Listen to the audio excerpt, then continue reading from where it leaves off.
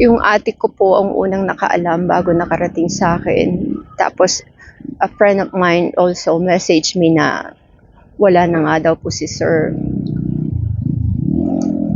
Yes po. Yeah. First reaction po was, Nabigla at syempre, umiyak.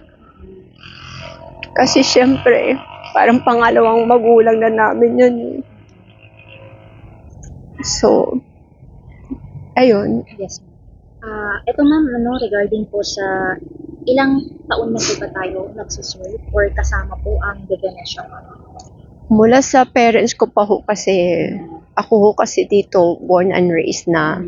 And then, sila na po yung nagpaaral din sa akin. Yeah. Hanggang graduate po. Oo. Ng college. So, kung wala sila yung opportunity para makapag-aral, wala kami noon. Kaya without them, wala kami ngayon dito, kung saan man kami ngayon.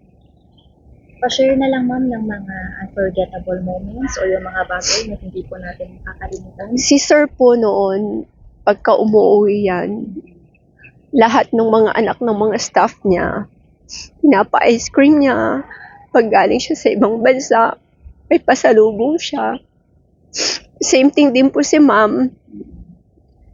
Yun ang, parang sa The Venetia family, parang likas na sa kanila yung magbigay, magpasalubong sa mga staff nila na kahit na little things, naalala ka.